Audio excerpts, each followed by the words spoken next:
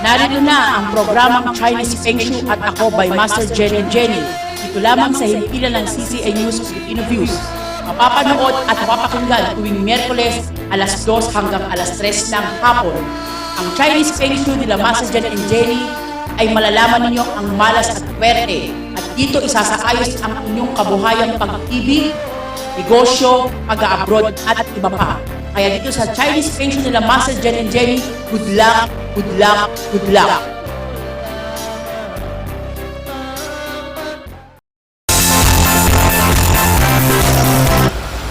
Magandang hapon po sa inyo at nandito po tayo sa ating programang Chinese Feng Shui po by Master Jen and Jenny. Kaya sa mga nakikinig po sa ating programang Chinese Feng Shui dito po sa CCN News Filipino Views, Channel TV, Master Jen, bumati ka. Magandang hapon po sa inyong lahat.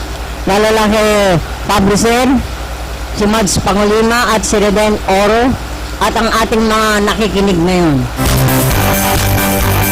At syempre, tatalakayin natin sa ating ang programang Chinese Feng Shui ang mga liham kasaysayan sa iba't ibang dako at panig po ng ating Pilipinas. Kaya tumutok lamang po kayo sa Chinese Feng Shui at Ako na mapapanood po ninyo dito po sa CCN News Filipino Views Channel TV. Yan ay mula Miyerkules hanggang alas 2 hanggang alas 3 po ng hapon. At syempre po, binabati po natin ang ating mga sumusuporta po sa ating programa, ang KFC San Mateo chapter po. Syempre nakikinig lagi si Sir Roy, si Sir Ray, si Sir Roby, at yung bago kasama nila na si Reynal ba? Reynal. Oo, di ko kasi mainit kasi bago bati ko sa ating programang Chinese Feng Shui. Siguro yung mga nakaraan natin na Wednesday edition ng Chinese Feng Shui ay tinalakay po natin yung mga lucky color, yung buhay ng mga swerte at malas. Na kung saan tinalakay po natin yung mga masuswerteng bahay, kumbaga yung mga transfer soulmate, na kung saan tinalakay ng ating kasamang Master Jen. Siyempre alam ko mahilig ang ating mga nakikinig sa mga lucky numbers, kaya mga bibigyan po natin kayo ng mga lucky numbers. At syempre po yung mga liham kasaysayan po na lumiham po sa amin, na humihingi po ng katwiran sa aming programang Chinese Feng Shui. At syempre ngayon po ay araw ng Miyerkules at syempre ay Mayo 18 ng taong kasalukuyan 2017, araw po ng Miyerkules. Syempre po binabati natin syempre po ang founder chairman po ng PSDAB, Joe Cordoba. At syempre ang municipal director po ng dalawang bayan ng San Mateo chapter at Rodriguez chapter na si Rolando Caboy Omega. Magandang hapon po, sir. At syempre ang balita natin, Master Jen, dadalaw nga ngayon si Caboy Omega sa kanyang boss at siya po ang administrador po ng nasabing akumpiyado real estate po. At syempre sa ating mga kababayan na humihiling po talaga sa atin na magbigay po tayo ng mga lucky color. Kasi maraming mga kababayan natin ang mga talagang tumataya sa loto. Napapanood naman ninyo sa news na isang nagtitinda lamang ng kalamansi at talagang halos iniraraos siya sa pang-araw-araw niyang pagkain, makataya lamang ng loto. Biglang-bigla isang ganap na milyonarya.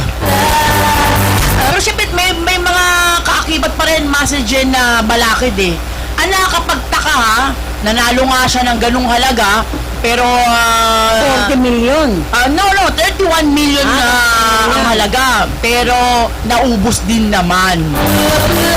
Tatalakayin natin maya-maya lamang sa ilang sandali na makapagbasa tayo ng mga ating liham kasaysayan na talagang sumusuporta po at humihiling po talaga ng katwiran sa ating programa dahil naniniwala po sila na ang programang Chinese Feng Shui ay hindi lamang po nagbibigay ng swerte o mga sabihin nating impormasyon kung bakit nga ba may malas at swerte.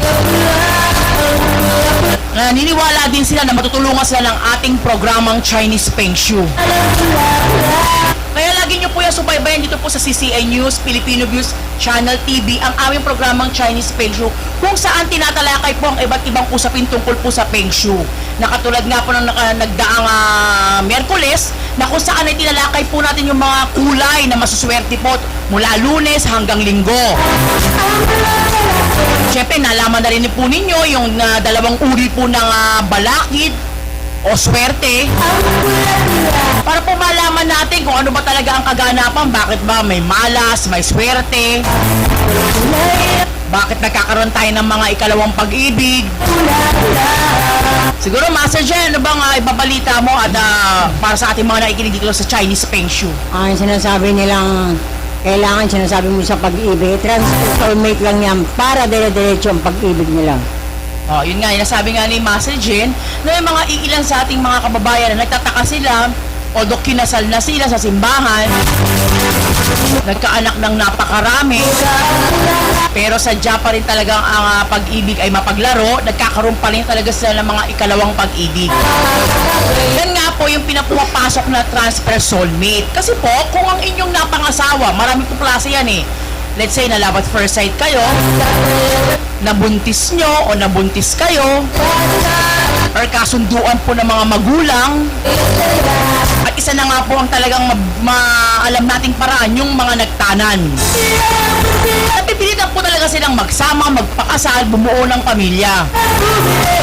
Pero ang hindi po nila alam, ito ay hindi malaking kasiguraduhan na talagang sila na panghabang buhay. Sabi nga ng mga sawi sa pag-ibig, walang forever.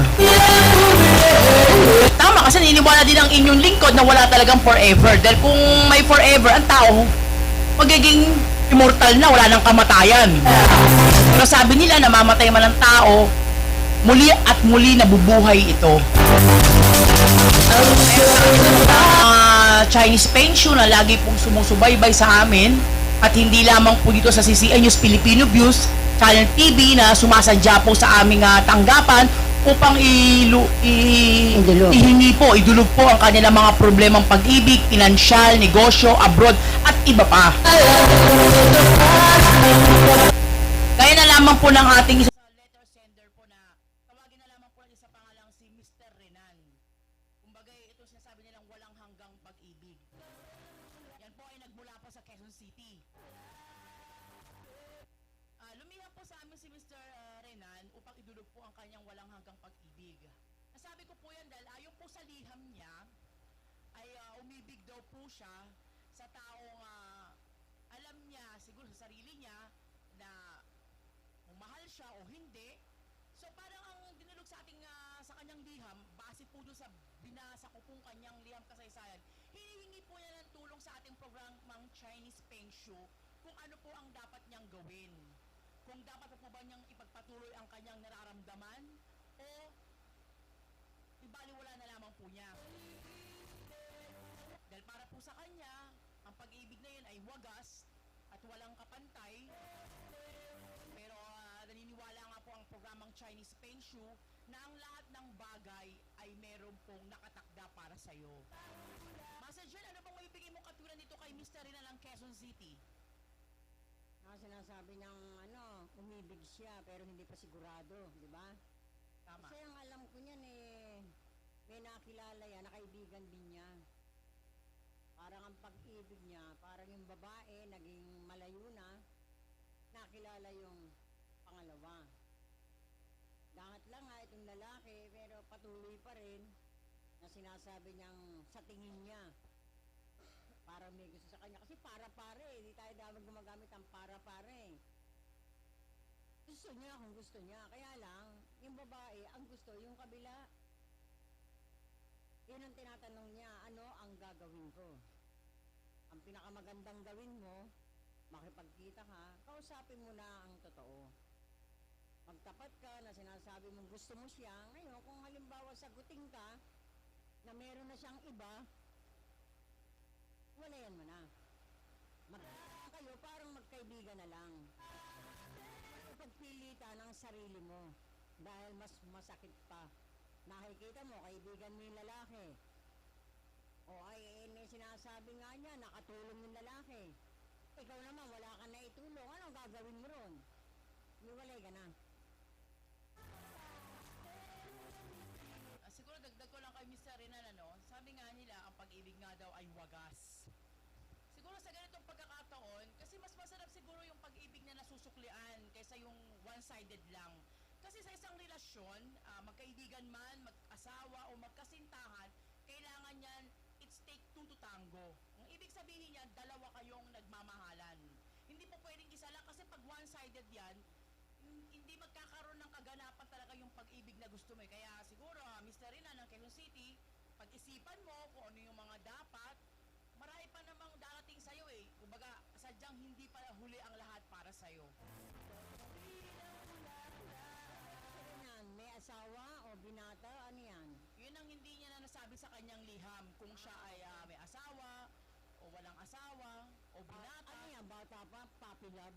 Ay, malamang. Kasi hindi pala natin nakikita Nangyayari si Mr. lang yan Renan sa eh. mga puppy love. Oo, hindi pala natin nakikita si Mr. Renan eh. Siguro sa mga darating na araw, kung nanonood ka sa aming programa ng Chinese Feng Shui, sumadya ka sa amin para magkausap na rin tayo ng personal.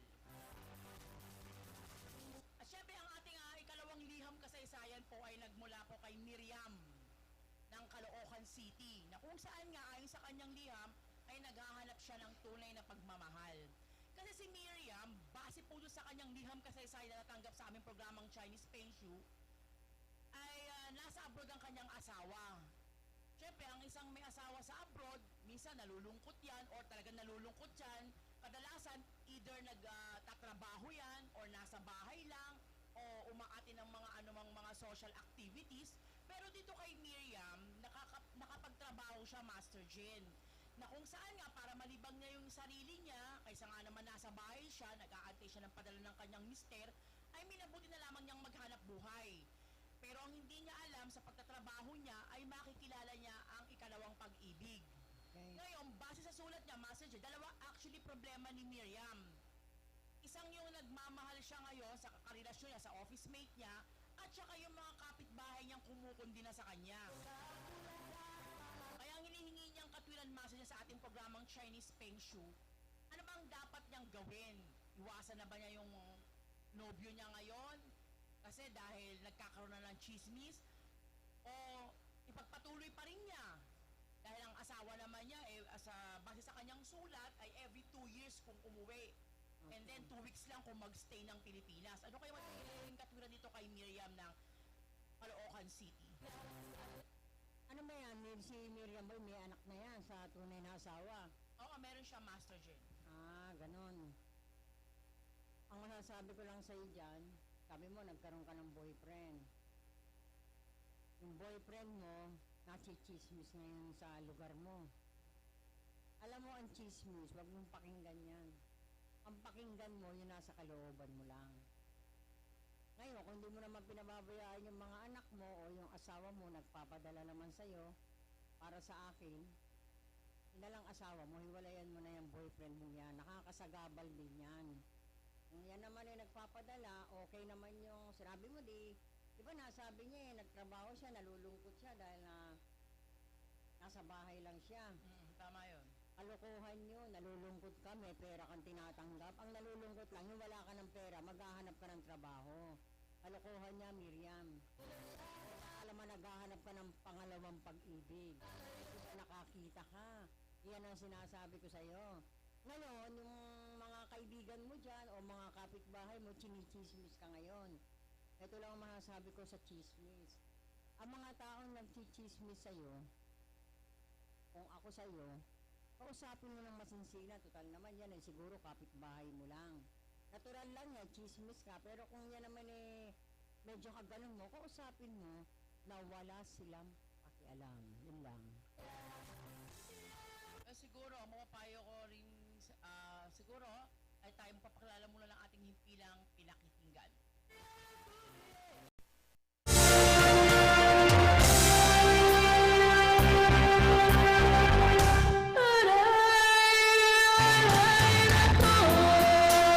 Narito na ang programang Chinese Feng Shui at Ako by Master Jen and Jenny. Dito lamang sa himpilan ng CCN News Filipino Views. Mapapanood at mapapakinggan tuwing Miyerkules alas 2 hanggang alas 3 ng hapon. Ang Chinese Feng Shui nila Master Jen and Jenny ay malalaman ninyo ang malas at kwerte at dito isasaayos ang inyong kabuhayang pag-ibig, negosyo, pag-abroad at iba pa. Kaya dito sa Chinese Feng Shui nila Master Jen and Jenny, good luck, good luck, good luck.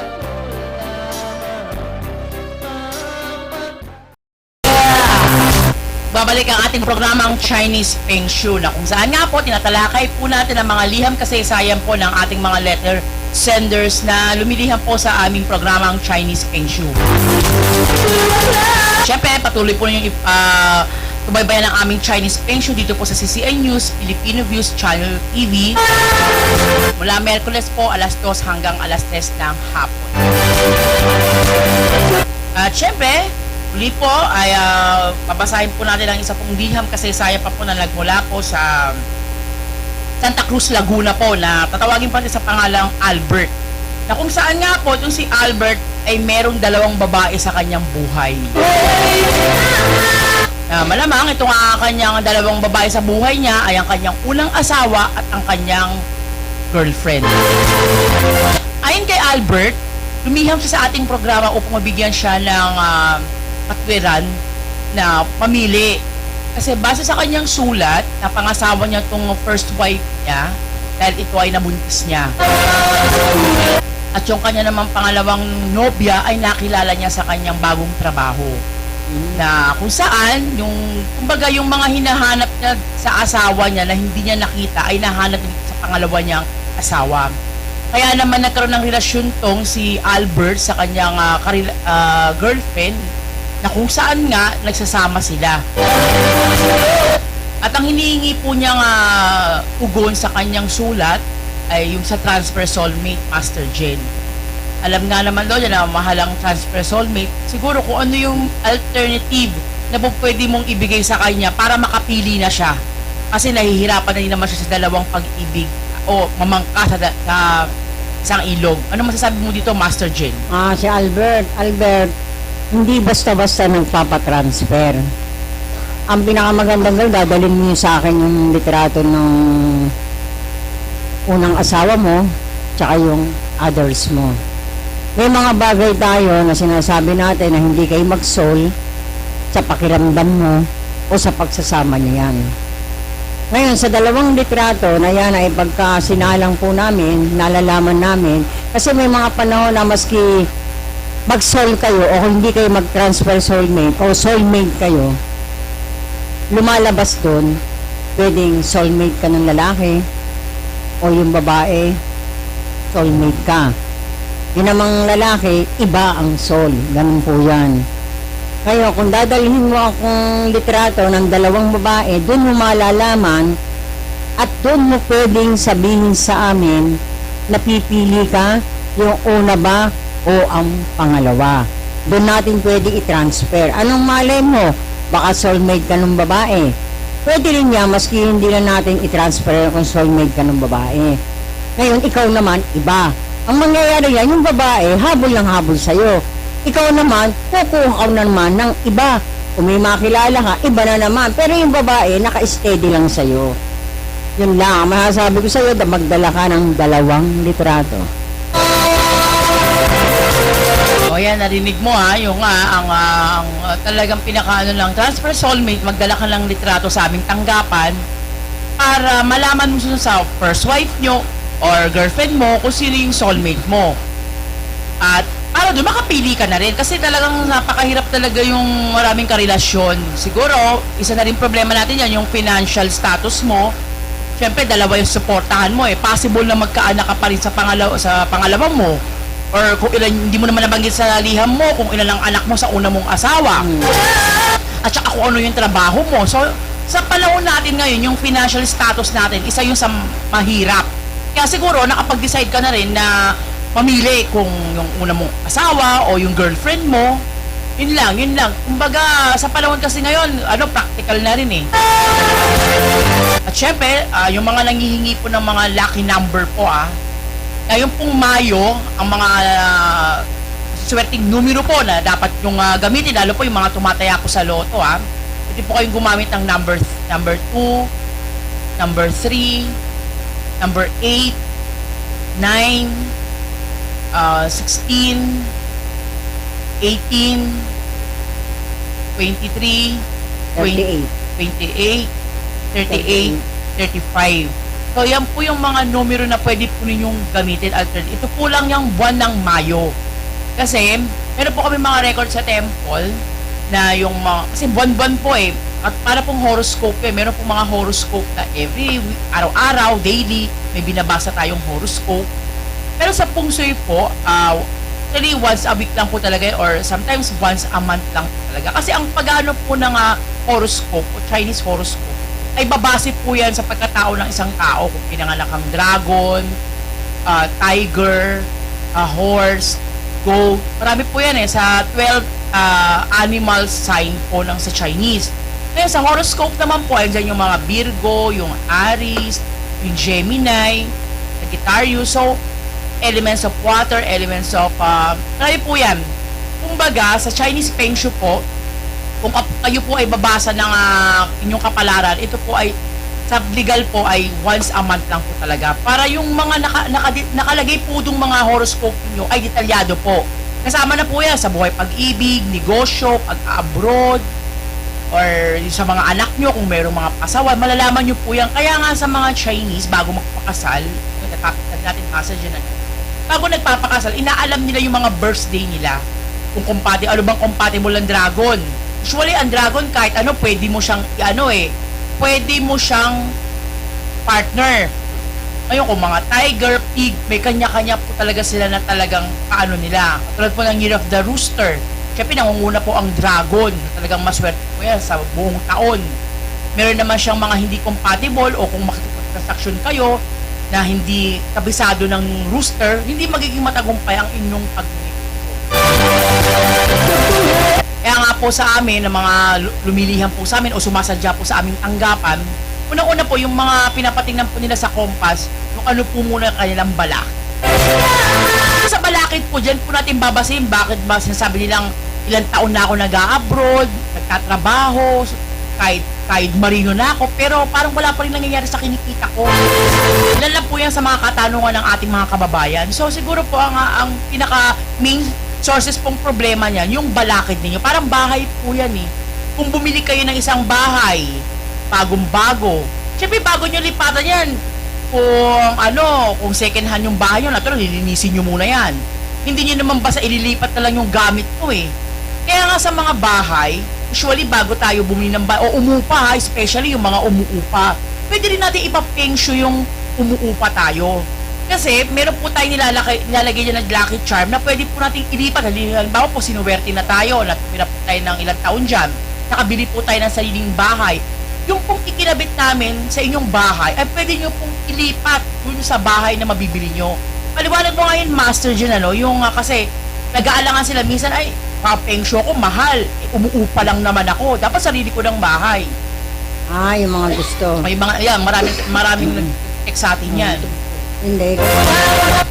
Maski umuupa kayo, kung halimbawa naman na napakabigat ang inyong house na tinitirhan, minsan may pag-aaway sa pamilya, inggitan, may mga anak na pasaway na mahirap kausapin ng mga magulang. Mga kaibigan na pag pumupunta, parang napakabigat. Huwag po kayo manghihinayang kung sakaling yan ay natanggal naman namin ang malas dyan at pinasok kayo ng swerte. Maski saan kayo tumira o umupa, gusto nyo lumipat, yun lang pong inilagay namin sa bahay, itatransfer nyo lang po yun. Feng Shui na po yun. Hindi na kailangan kayo tumawag pa ng Feng Shui, patignan mo to o ano pa ma. Kung ano yung kinabit sa kabila sa bahay nyo, yun din ang ikakabit sa lilipatan nyo. Yan, napakinggan nyo, ano? Yun nga, sinasabi nga nila na yung mga nag-text po sa amin, kung bisita din po sa aming tanggapan, wag po kayong manghinayang na ipa-feng shui po yung kahit na umuupa kayo. Kasi po, or let's say, nakabili po kayo ng lote. Ngayon, ang lote po, bago nyo po yan ipatayo yung bahay na sinasabing dream house ninyo, sa mga Chinese po, nagbabaon po sila ng 5 lucky charm or 8 lucky charm. So may kanya-kanya pong kategorya yan. Kaya nga po yan, kinokompas po muna ng mga feng shui expert na pinupuntahan yung lote nyo. Meron po kasing mga lote na mga swerte na talaga na hindi mo na kailangan i-feng shui. Kumbaga, kailangan tama lang yung pag-structure ng bahay mo, yung south, nasa yung araw, nasa main door mo, yung mga sa sala mo, kailangan nasa ayos ka based to sa birthday mo. So marami po yan. Kasi kung susundin nga po talaga natin yan, mas magiging maganda naman po yung magiging kapalit. Kasi meron po kasing nagpapagawa ng bahay na minsan may mga engineer po pupunta po sa aming tanggapan, isinasangguni po, tama po ba yung ganito gagawin kong kwarto, na tapat yung ganito. So, May mga dali naman yung master eh. Halimbawa, pag umuupa sila, halimbawa sa pinto, kailangan natatamaan ka ng araw dyan. Yung pinto nila, ngayon, mahalata mo na, halimbawa kayo mga umuupa o kaya yung bumibili ng bahay. Ang pinakamabigat dyan, yung korting alakol. Yan. Kasi pagka halimbawa na ang araw mo ay nasa likod, yung unang araw ng pinto at nakita nila yan, may araw na sa umaga, yung pinto pa lang, pagpasok na ng swerte yan. Pero pagpasok mo doon, kailangan yung korte naman ng kusina, kwarto, komedor o sala man dyan. Palakog, tsaka letter T, letter X. O kaya yung paglabas mo pa lang sa gate, makikita mo na kaya ang bubong mo, korting ataol yan. Tinatawag na korting ataol, yung diretso. Wala tayong kailangan, meron tayong yung parang ang tawag ito, yung nakaganyan ang bahay nyo. Sulok. Nakaganong kaagad, pagpasok mo pa lang. Maraming mga bubong na ganyan eh. Dito, lahat ng halimbawa ikaw businessman niya, pagpunta niya doon, parang ang tingin niya, harmony, tsaka maganda makipag-usap sa mga business yan. Transaction. Madaling mga makahikayat. Yan. Hindi na kailangan yung mga transaction mo pag nakipag-usap ka, yes na lang ng yes. Hindi na Tingin niya mahabang parang dialogue. Napaka mabilis ang transaksyon. Ganun ang ano natin dyan. Kumbaga, sa business. nagkakasundo kagad kayo kung ano yung mga Maging kamag-anak, halimbawa, napasyal, para bang ayaw na nilang umalis. sa bahay. Ah, Oo, sa para bahay. bang sarap na sarap ka, samantalang maliit naman yun. Oo. Nasa korte kasi yan, yung sinasabi ko sa iyo, unang pasok pa lang, pag nakita nyo may palakol, takto. Nang ano yan, sayang lang. Yun nga, katulad nga yan, maging yung sinasabi nilang tapat ng poste, yung gate ninyo. Siyempre, may solusyon po tayo dyan. Hindi naman natin pwedeng gibain yung poste, di ba? Siyempre, gagalit yung ano yan eh. May ilong po kaming kinakabit na lucky charm dyan na inililihis po yan. Katulad po, kung yung mga gate ninyo, yung mga sinauna pa, message yung mga tusok-tusok, hindi naman natin kailangan palitan yan, tanggalin eh. Oo. Meron lang tayo, Yun ang akala nila. meron lang tayong puputulin dyan para mawala na yung pulis niya. And then, lalo yung may mga puno. Tandaan po ninyo ha, kung meron po kayong mga puno sa inyong bahay, likod o harap, wag na wag po kayong basta puputol.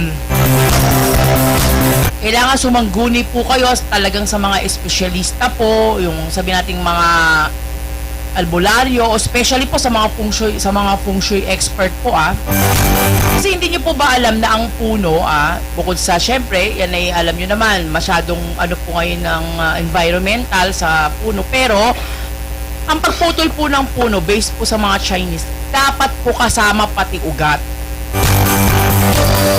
Pag tinanggal nyo po yun. Kasi once na pinutol nyo lang yan, mananatili po kung ano po yung nahandon. At the same time, magbibigay pa sa inyo ng sakit. Kaya nga minsan may nagkakasakit, namamatay. So meron po yan Nagagalit sila kasi siguro po sa mga hindi naman pamilya, kasi hindi naman lahat ng ating mga kababayan ay naniniwala sila sa mga ganyan. Pero usually po hindi lang naman mga iilan, marami na rin po ngayon talaga nakasubok at nakaranasan ng kanilang problema. Kaya siguro po, bago po kayo, magpapakilala po muna tayo ng ating himpilang ating pinakikita bago po tayo magpatuloy.